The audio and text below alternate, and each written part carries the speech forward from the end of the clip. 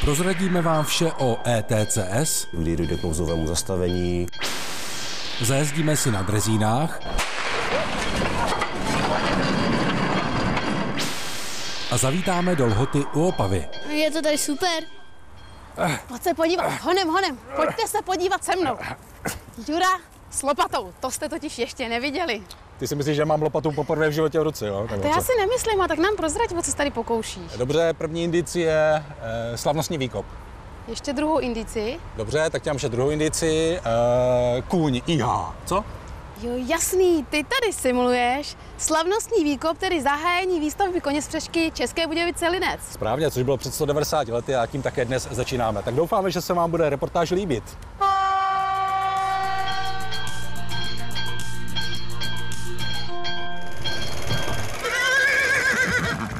Píše se rok 1828 a vůz Hannibal právě přijel do rakouské stanice Kirschbaum s první nádražní restaurací, která je přesně v polovině první koněspřežné evropské železnice spojující České Budějovice s Lincem. Primárně byla tato gigantická mezinárodní koněspřežka určena především pro dopravu soli z hornorakouské solné komory do Čech. Osobní doprava byla jen třešničkou na dortu, trvající 14 hodin na trati dlouhé téměř 129 km o rozchodu 1106 mm.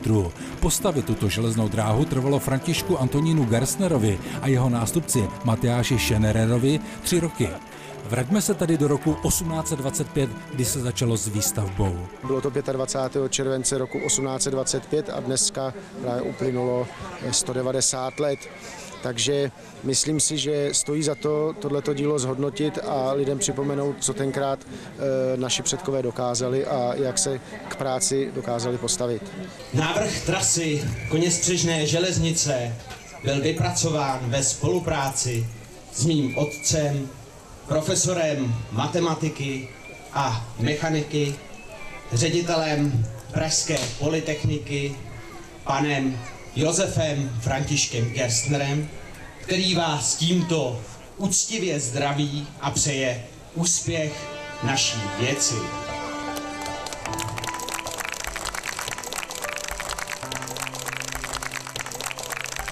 To už se díváme na rekonstrukci slavnostního prvního výkopu v obci Bujanov, kde mimořádnou stavební akci připomíná Muzeum koněspřežné dráhy. Obdobná akce se konala i v Rakousku v Kirschbaumu, kde místní muzeum navštívila honosná delegace. Mimochodem, koněspřežná dráha měla 10 stanic, z toho 6 přepřehacích, v nichž se střídali koně. Těch bylo k dispozici po celé délce dráhy 800 plus 762 nákladních a 69 osobních vozů. Ostatně celá dráha byla v mnoha ohledech technický unikát, jak potvrzuje sám stavitel František Antonín Gerstner. Železná silnice nesmí průrvy a prohlubeniny obcházet, nýbrž překračovat, pokud možno přímou čarou, a nikdy nesmí ztrácet dosažené výšky. Jsem si jist, že tato metoda, která zde bude uvedena poprvé, bude sloužit rozvoji železnice po celém světě.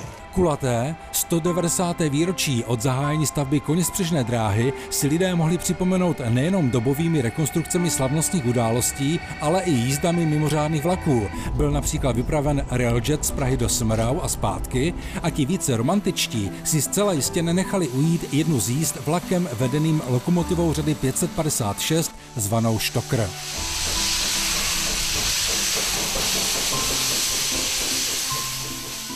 Koněspřežka sloužila až do roku 1868, kdy západní dráhy císařovny Alžběty začaly přebudovávat na trať o rozchodu 1435 mm pro provoz vlaků tažených parními lokomotivami. A 20.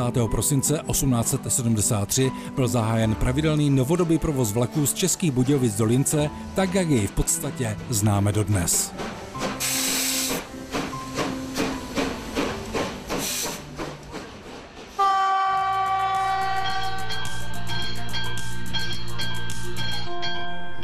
Expresní zprávy ze světa železnice. Strojvůdci zaslali premiérovi a ministrům vnitra a dopravy otevřený dopis, v němž reagují na tragické nehody na železničních přejezdech. Požadují zpřísnit tresty pro řidiče, kteří vědou vědomě na přejezd ve výstraze. Nechce se jim chodit do práce s vědomím, že už se taky třeba nevrátí k rodině, anebo se vrátí bohužel zmrzačený. To znamená nasadit skutečně citelné pokuty, žádných 2,5 tisíce, to nám přijde opravdu jako směšná pokuta, ale od 5 tisíc výš, to v každém případě, a na 5 let řidičák prostě odebrat. A pokračujeme v tématu. Sbírka pro strojvedoucího pendolina Jana Černého, který byl v červenci ve Studence těžce zraněn poté, co na přejezd ve výstraze vjel řidič nákladního automobilu, vynesla v době uzávěrky tohoto pořadu téměř 3,5 milionu korun. Lidé posílali od korunových částek až po 200 tisíc. Za to bych chtěl všem strašně moc poděkovat a vlastně fakt mě to dojímá a je to neuvěřitelný, že s tou naší společností to určitě není tak zlý, jak se třeba myslíme. Strojvůdci založili další sbírku pro těžce zraněného kolegu Martina Součka. Řidič nákladního automobilu vjel na začátku září ve Šluknově na přejezd ve výstraze přímo před vlak, přičemž došlo k úplnému zničení stanoviště strojvedoucího. Bojuje o ty dolní končetiny a je to vlastně podobná záležitost, podobná zlá, nešťastná shoda událostí. A bohužel ještě jedna smutná zpráva. Ve věku 81 let zemřel na konci srpna akademický malíř a grafik Jiří Bouda, který se zaměřoval především na nádherné parní období železnice. To je přežitek z dětství. Protože v dětství jsme jezdili jenom vlakem, tedy s rodiči, a nevyrostl jsem z toho dětského zájmu. Na závěr Expressu něco veselějšího. Dopravní fakulta Pardubické univerzity odhalila bystu mimořádně schopného inženýra Jana Pernera. Je to totiž 200 let od jeho narození. Jana Pernera všeobecně vnímáme jako vynikajícího železničního stavitele z doby počátku budování železniční sítě v našich zemích a potažmo v celém tehdejším Rakousku.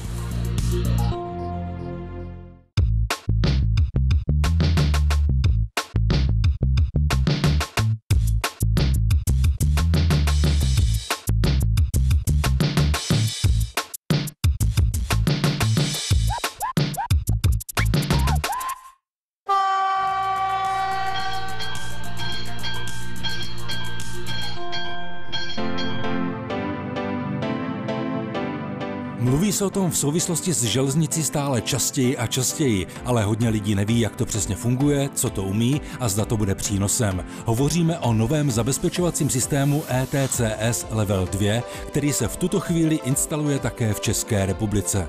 ETCS je jednotný evropský zabezpečovací systém s kontrolou rychlosti, který zajišťuje kontrolu jízdy vlaku, zajišťuje vzdálenost, do které vlak může jet, zajišťuje mu kontrolu volnosti a je schopen svojí činností eliminovat některé nebezpečné situace, které se doposud řešily různými technickými řešeními, které byly napříč jednotlivými státy téměř po celém světě různé. Teď je to prostě tak, že co evropský stát, to jiný nekompatibilní zabezpečovač. Takže pokud byste chtěli projet vlakem celou Evropou, museli byste mít na lokomotivě asi 20 různých národních zabezpečovačů, což je nereálné.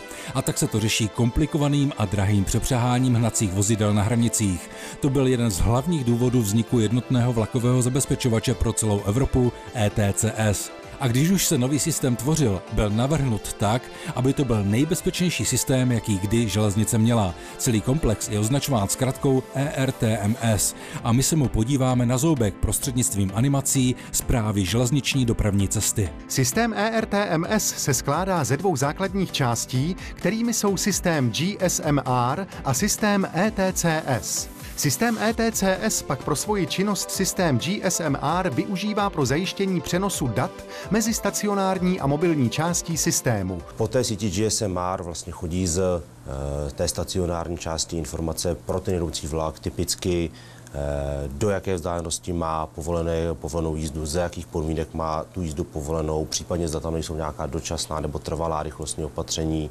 omezení a ten jedoucí vlak vlastně z těch informací potom si sestavuje vlastní dynamický rychlostní profil, což je informace vlastně pro ten vlak, jakou rychlostí v jakém úseku se může pohybovat. Úrovni L2 je stacionární část systému ETCS L2 složena z nepřepínatelných balíz a radioblokové centrály RBC. Eurobalízy jsou informační prvky, které jsou umisťovány přímo v kolejišti. Balízy jsou sdružovány do balízových skupin, které mohou být složeny z 1 až 8 balíz. Typicky je balízová skupina složena z balíz 2. Mobilní část ETCS, umístěná na vozidle při přejezdu balízu, vybudí proudem energie a zpět od ní získává informace. Těmi základními jsou informace o poloze a směru jízdy. K fungování celého systému musí být též vybaveno vozidlo palubní částí ETCS. Ta je tvořená řídícím jádrem, které se nazývá Evropský vitální počítač, EVC. To je propojeno s jednotkou čtení balíz BTM, displejem pro zobrazení informací ETCS strojvedoucímu DMI a je propojeno s terminálem rádia GSMR. Jak jste sami viděli, hnací vozidlo je neustále pod kontrolou a veškeré informace nutné pro jízdu jsou předávány online přímo ETCS bez zásahu lidského činitele. Každý lidský činitel problém má určitý stupeň chybovosti a speciálně v atypických situacích, nestandardních situacích dochází potom k problémům, které jsou spojeny s různými návyky, zvyklostmi a tak dále. Vyloučení strojvedoucího z řetězce zabezpečení je nejzásadnější změnou oproti současným zabezpečovacím systémům na železnici. Strojvedoucí jedoucí na vlaku z ETCS tak plní pouze dohledovou roli. ETCS dokáže zabránit těm nebezpečným situacím, kterými na dráze dneska známe, to znamená typický projetí zakazujících znaků, dokáže v dostatečném přestihu eliminovat ten problém obecně překročení rychlosti, zná svoje dynamické trakční vlastnosti, to znamená ví, jakou rychlostí se může maximálně pohybovat, aby v tom stanoveném místě zastavil. Samozřejmě systém eliminuje klasické problémy spojené s obsluhou vozidla, to znamená kolaps strojvedoucího. Pokud strojvedoucí nereaguje tak, jak by měl, systém zasáhne. To znamená, nejdříve dochází k upozornění strojvedoucího, pokud strojvedoucí nereaguje na to upozornění, tak přechází do té aktivní části své činnosti a aktivně zasahuje do jízdy toho vozidla, to znamená zasahuje do brzdy. Jak už jsme říkali, vlak z ETCS musí být trvale připojen k datům prostřednictvím přenosové digitální sítě GSMR. Je to v podstatě klasický mobilní signál, jen je vyhrazen pro železnici. Co se ale stane, když signál z nějakého důvodu vypadne? Pokud vypadne na méně než 18 sekund, systém si poradí. V opačném případě dojde k nouzovému zastavení v okamžiku, kdy vlak zastaví, strojvedoucí má možnost potom dál pokračovat v jízdě v modu staff responsible, to znamená je odpovědný za jízdu. A jak je to vyřešeno s balízami? Všichni víme, že se na železnici krade o 106, anebo může balízu poškodit svěšená šroubovka. Co tedy udělá systém, když balízu nenačte? Pro vlak, který jede v modu full supervision, to znamená v tom plném dohledu, není problémem ztráta jedné balízové skupiny. V okamžiku samozřejmě, kdy dochází k nějakému vícenásobnému problému ztráty druhé balízové skupiny v řadě a další, přechází vlastně do provozního brzdění. Strojvedoucí následně po zastavení musí ten stav potvrdit a dál pokračuje v jízdě podle vydaného moment autority, které má k dispozici v ten okamžik. A jako u každého řádného zabezpečovacího systému, i vlaky jedoucí pod ETCS mohou dispečeři kdykoliv zastavit, a to buď adresním stopem, který zastaví konkrétní vlak, či generálním stopem, který zastaví všechny vlaky jedoucí pod ETCS v ohrožené lokalitě. Na závěr se podíváme, jak je to s ETCS v České republice. V tuto chvíli je plně funkční úsek Poříčany-Kolín, což byl pilotní projekt, kde se ETCS vyzkoušelo. Těsně před dokončením je stavba ETCS, první koridor v úseku Kolín-Břeclav, státní hranice Rakousko-Slovensko, kterou vyhrálo Sdružení českých společností v čele s AŽD Praha. V následujících letech mají být ETCS pokryty kompletně první a druhý tranzitní železniční koridor a následovat by měly všechny důležité tratě. Vše by mělo být hotovo do roku 2030. Co se týče mobilní části ETCS, předpokládá se, že do roku 2020 bude potřebnou technologií vybaveno 890 vozidel.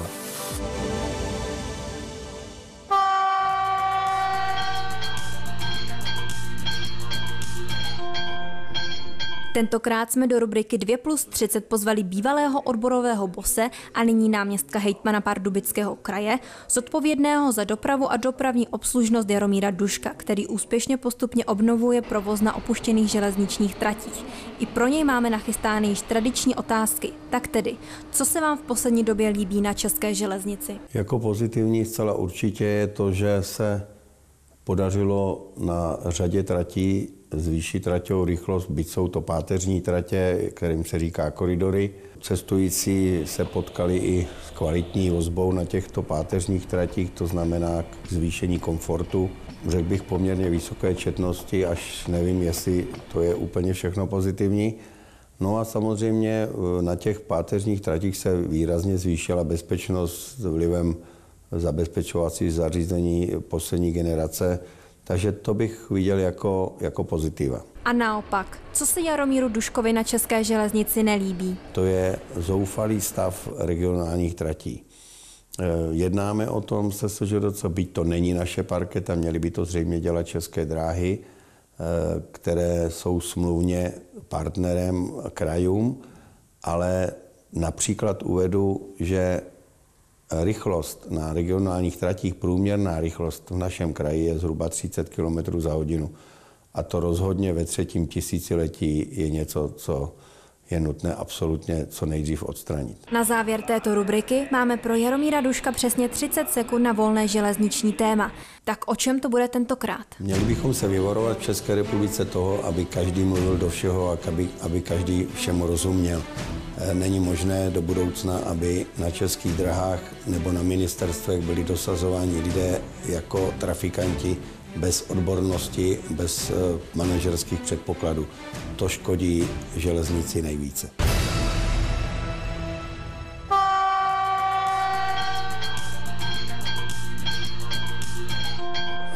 Připravit! Pozor!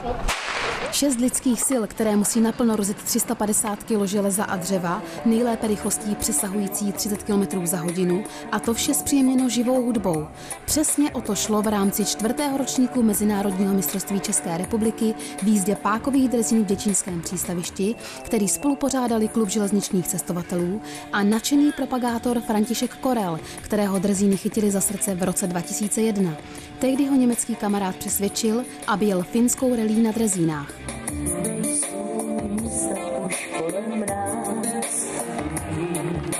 Něco nádherného. Během 6 dnů jsme najeli asi 650 km po finských tratích, kde byl normálně provoz. Čili nás jelo asi 24 týmů, za sebou vepředu lokomotiva, vzadu lokomotiva, a takto jsme jeli 6 dní.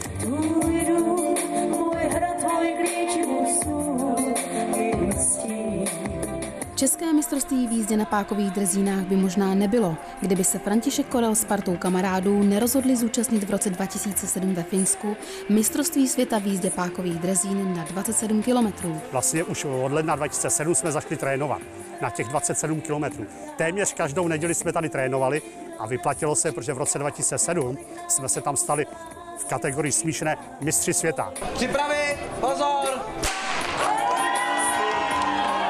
Dnes se účastní celkem 8 týmů z Česka, Německa a Polska. Jsou to 6členná družstva, které závodí na trase dlouhé 10 kilometrů. Čili tady je start a cíl, tam se jede přibližně 1700 metrů, obrátka zpět, tam zpět, celkem 3krát. Všimněte si, jak se 6členné týmy zvláštně točí kolem páky, tedy zvláštně pro nás, kteří na drezíně nikdy nezávodili.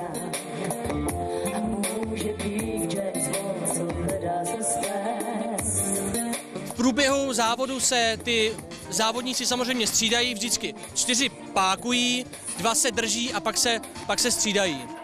Zatímco týmy vydávají za sebe to nejlepší, návštěvníci si 6hodinové klání zpestřili nejenom tanečními kreacemi či kočkováním se svými domácími mazlíčky, ale třeba nesmírně zajímavými jízdami orchestrionu M152 0535 Klubu železničních cestovatelů po takzvaném děčínském trianglu přes prostřední žleb až na hlavní děčínské nádraží. Ale zpět k mistrovství. Právě dojíždí poslední soutěžní tým se zvláštním názvem Cardio Fitness. Porota kontroluje výsledky a je jasno. Mistry České republiky v jízdě pákových drezín pro rok 2015 se stává Teplice tým. Radost normální, protože vyhráváme každý rok. Takže to bereme tak jako, že to je povinnost. No, my jsme prostě všichni hlavně obrovský srdcaři. My neklademe takový důraz na trénink, ale na morálku. Ostatně podívejte se na zpomalenou pohybovou studii mistrů přímo z drezíny. Zda náhodou neodhalíte nějakou tu tajnou taktiku.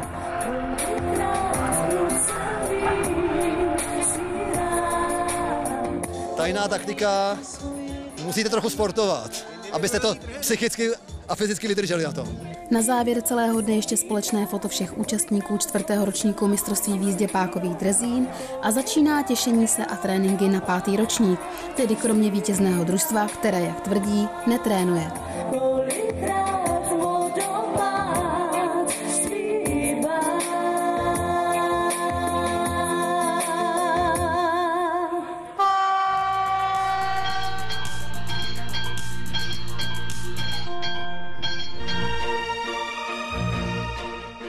Právě se díváte na fantazijní drážní svět železničních modelářů ve Lhotě u Opavy, kteří pozvali magazín Pozor vlak na jedno z jejich mnoha ježdění pro veřejnost. Chtěli nám totiž představit jejich téměř už 5letou práci v bývalé tělocvičně místní základní školy. Prostor téhleté místnosti je 80 metrů čtverečních. Kolejiště zabírá zhruba asi nějakých 30 metrů čtverečních. Je tu zhruba kolem 70 výhybek, 350 metrů kolejiva a může se tady pohánět až zhruba 30 vlakových souprav. Pokud si říkáte, jak pak by se mohlo vejít na 30 metrů čtverečních 350 metrů kolejiva, pak vězte, že zhruba 130 metrů vůbec nevidíte. Nachází se pod viditelnou částí modelového kolejiště, kde je vybudováno skryté seřaďovací nádraží. Kde lokomotivy slangově řečeno odpočívají, nebo se v případě provozu střídají, aby nepořádně jezdili dokola samozřejmě stejné ty soupravy. Neřekli jsme zatím jednu důležitou věc, že celé modelové kolejiště postaveno v měřítku 1:87 a celý provoz je řízen digitálně. Kolejiště je řízeno přes program JOP, kdy za počítačem sedí vlastně osoba, která hlídá provoz celého kolejiště a staví vlakové cesty pro jednotlivé lokomotivy. Snahou železničních modelářů ve Lhotě u Opavy je přiblížit provoz na kolejišti v období konce 3. a začátku 4. epochy železničního provozu na území Česka. 3. epocha to jsou vlastně takový ten pární provoz. 4. vlastně to už ty páry nahrazují ty dieselové stroje. Aby vše vypadalo úchvatně a také, aby vše fungovalo na 100%, o to se stará od roku 2011 7 dospělých modelářů a 2 kluci, tedy modelářský potěr, jak je nazývají dospěláci. Scházíme se každou neděli, pokud nám to manželky a přítelkyně dovolí. A pracujeme od 8 od rána do 6 do večera. Výsledkem je, jak jsme už říkali, nádherně vyfantazírované modelové kolejiště s budovami, které vychází z reálných staveb. A ti, co rádi hledají, pak narazí na zajímavé minipříběhy, jako je přesun amerického prezidenta po Slezsku, dohořívající chata, skákající frajer do místního jezera, anebo tvrdě pracující, tedy svařující severomoraváci. Teď vám ukážeme, na co jsou železniční modeláři ve Lhotě u Opavy hrdi. Znalci poznávají. Ano, jde o lokomotivu řady T499 přezdívanou Kyklop, kterou si místní vlastoručně vyrobili a brzo k ní přibude další lahůdka. Elektrická jednotka 475.1, čili slangově řečeno žabotlam. Pomalu ji dáváme dokupy, aby se už do konce roku mohla prohánět na kolejišti. Je to tady super. Já už jsem tu po 3., líbí se mi tu moc. Je to tu pěkné. Moc pěkně, je to kvalitně udělané. Pokud vás modeláři z Lhoty u Opavy zaujali, a zvláště pak jejich modelové kolejiště, podívejte se na jejich internetové stránky na termíny ježdění pro veřejnost a pospěšte si, protože v příštím roce to vypadá, že budou jízdy značně omezeny a pak dokonce zastaveny z důvodu stěhování do větších prostor.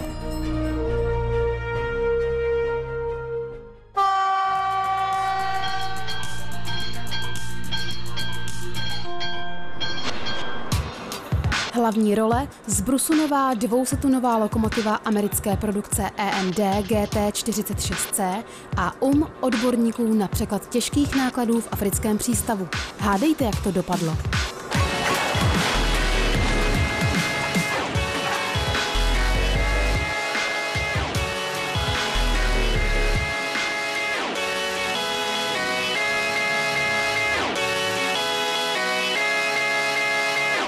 Chce si mi říct au, ale nám pomalu končí budovatelské vydání magazínu Pozor vlak. Máme tady soutěž o co? Hrajeme o tuto sadu diářů pro 3 výherce. A Juro, máme otázku? Samozřejmě, když jsme začali koněspřežnou dráhu, tak ji budeme i končit. Ptáme se na to, kolik kilometrů měla koněspřežná dráha České Budějovice Linec. Pište na Pozor vlak @azd.cz.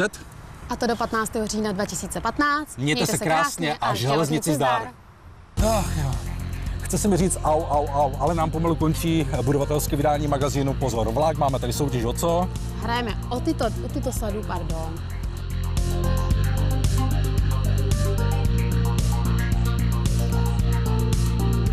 Dobrý den, můžu se vás zeptat na pár otázek? Ne, jak se vám tady líbí. Ne, jenom jak se vám tady líbí. Pojď sem. Hele, Jura s lopatou. Ty si myslíš, že tu lopatu... Musíš to ale, počkej, musíš přestat mluvit, abych já mohl mluvit. Jo, no si skáčeme do řeči. No tak já to musím domluvit a potom... Jura s lopatou, dívejte se.